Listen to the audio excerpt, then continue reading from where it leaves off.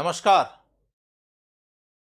आज आपसे मिलने का स्वतः ही एक मन था और बहुत सारे लोगों ने मुझे यह कहा था कि भगत सिंह जी के ऊपर एक वीडियो होना चाहिए।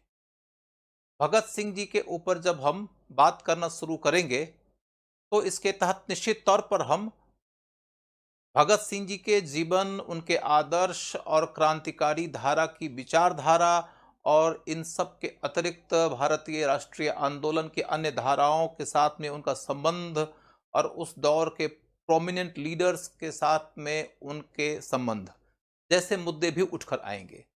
अब हम यह देखने की कोशिश करते हैं कि भगत सिंह जी का जन्म 28 सितंबर 1907 के साल में हुआ।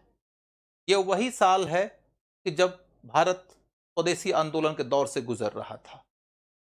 स्वदेशी आंदोलन के दौर से गुजरता हुआ भारत 1931 तक आते-आते एक ऐसे विलक्षण व्यक्ति को खो दिया, जिसे इतिहास शहीद आजम के नाम से जानता है, जिसे इतिहास में वो दर्जा हासिल है जो सैकड़ों नहीं हजारों साल तक भी जिंदा रहेगा, वो अमर है।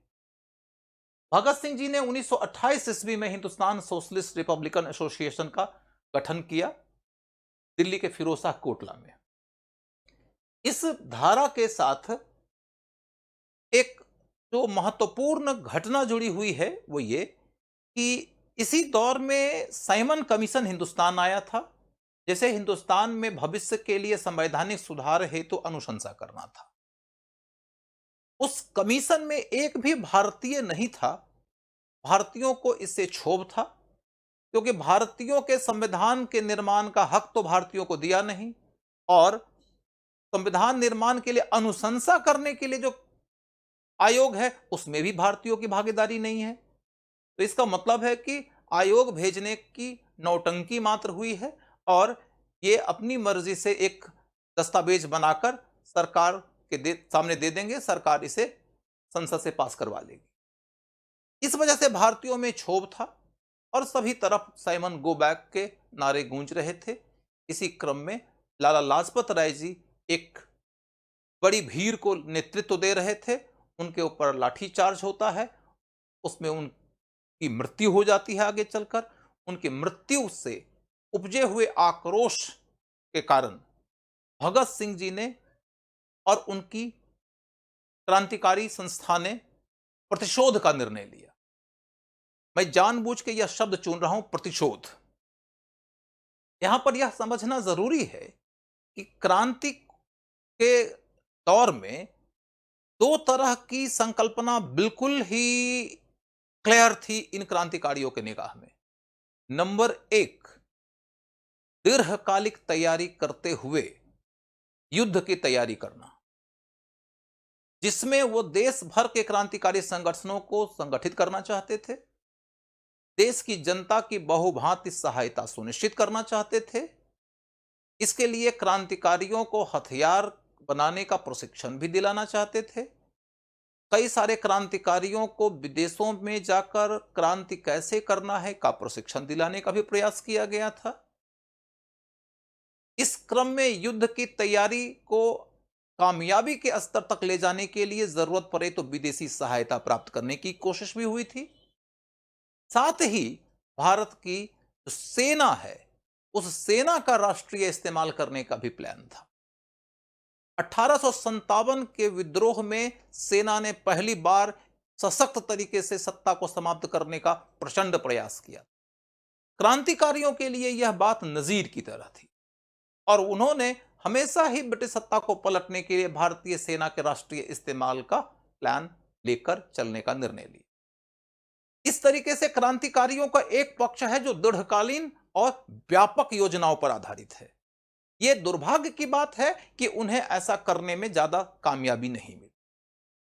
लेकिन क्रांतिकारियों के द्वारा किए जाने वाले इस प्रयास को इतिहासकारों ने सामान्यतया बहुत सीरियसली लिखा नहीं है। यह इतिहास लेखन की एक सीमा रही है। दूसरी धारा है क्रांतिकारियों की कि उन्होंने एक तात्कालिक रिएक्शन दिया है। तात्कालिक रिएक्शन के तौर पर उन्होंने क्या किया, अपने युग के अत्यधिक बदनाम अधिकारी जिसने कि किसी तरह की नृशंसता का परिचय दिया, उसको टारगेट करके उनके ऊपर हमला करना। ऐसे कुल अधिकारियों की हत्या तकरीबन 20-22 के आसपास हुई है। उन्हीं में से एक सॉन्डर्स की हत्या भगत सिंह के माध्यम से होती है, भगत सिंह उनके साथियों के माध्यम से।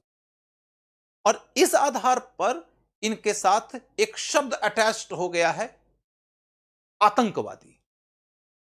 यह ध्यान रखने के लायक बात है कि आतंकवादी शब्द का उपयोग इनके खिलाफ किया है हुकूमत ने, और हुकूमत के बाद जब हम इतिहासकारों की ओर चलकर देखते हैं तो इंपीरियलिस्ट हिस्टोरियन तो इनके लिए आतंकवादी शब्द का इस्तेमाल करेगा ही करेगा। वो तो साम्राज्य के औचित्य को स्टैब्लिश करने के लिए ही हिस्ट्री लिखता है।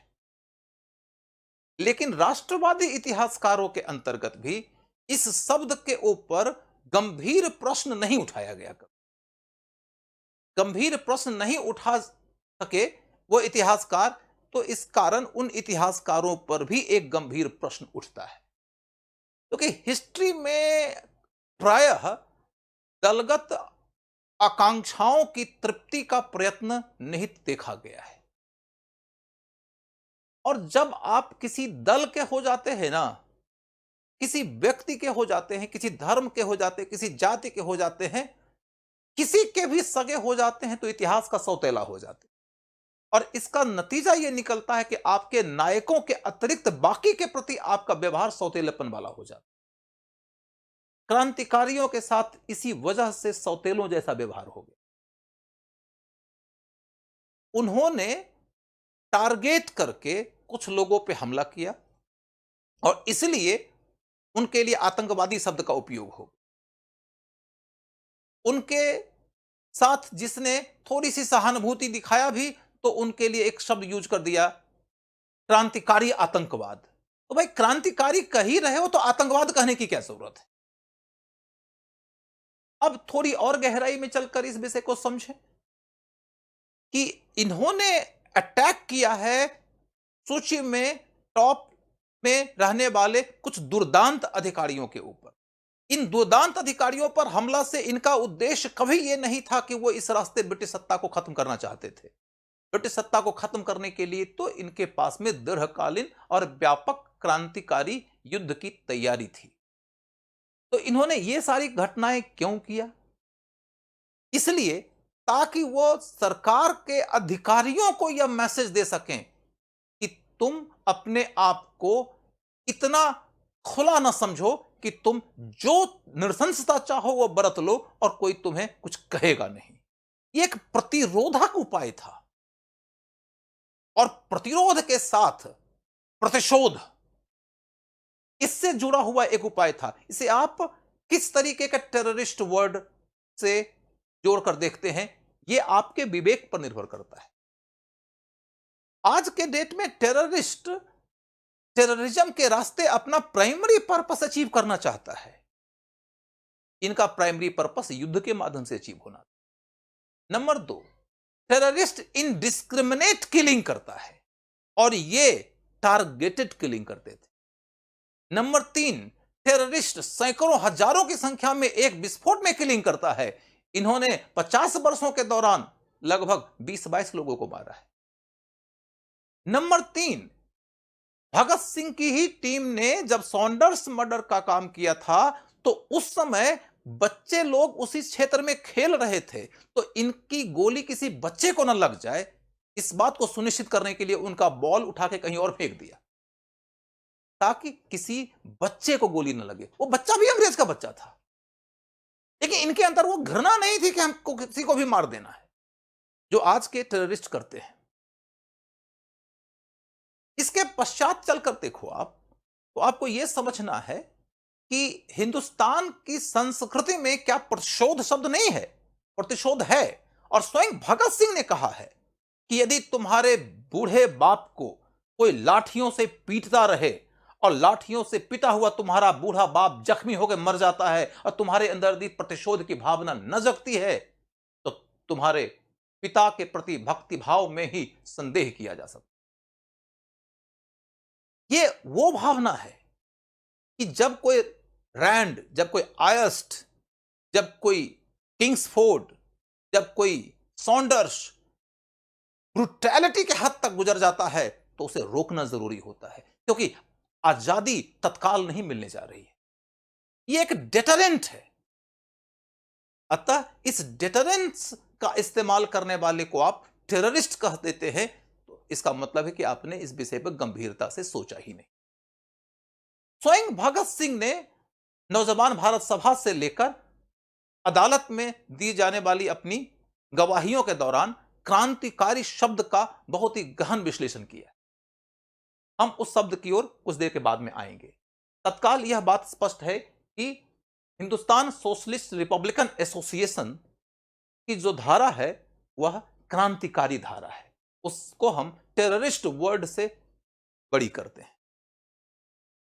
अब आगे देखोगे कि उन्होंने सॉन्डर्स की हत्या के पश्चात जो बड़ा काम किया है वो क्या है, तो 8 अप्रैल 1929 को असेंबली बॉम्ब केस है। असेंबली में बॉम्ब फेंकने का जो प्रयास है उसमें भगत सिंह ने जो पर्चा तैयार कराया था उस पर्चे में इनकलाब जिंदाबाद के नारे लगाए गए, और दूसरी ओर उसमें यह बात कही गई है कि बहरों को सुनाने के लिए धमाके की जरूरत होती। बेसिकली भगत सिंह क्या चाहते थे, बॉम्ब फेंक कर किसी को जख्मी नहीं किया जाना है, यह सुनिश्चित किया। इसीलिए बॉम्ब में वो सारे मटेरियल्स डाले ही नहीं गए जिससे कि लोगों को नुकसान पहुंचे। लेकिन खबर बननी चाहिए, और खबर कैसे बनेगी, तो जब असेंबली में ही बॉम्ब फेंका जाएगा। नंबर 1, खबर सस्टेन कैसे करेगी, तो गिरफ्तारी देंगे, और गिरफ्तारी के बाद फिर ब्रिटिश अदालत में हमारे ऊपर लगाए गए आरोपों का हम जवाब देंगे।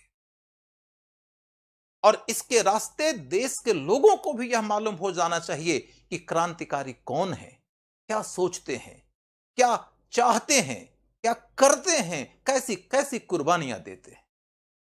और क्रांतिकारी राष्ट्रवाद को इस रास्ते जो प्रतिष्ठा मिलेगी वह देश के राष्ट्रीय आंदोलन को एक ऊर्जा का स्रोत उपलब्ध करा देगी।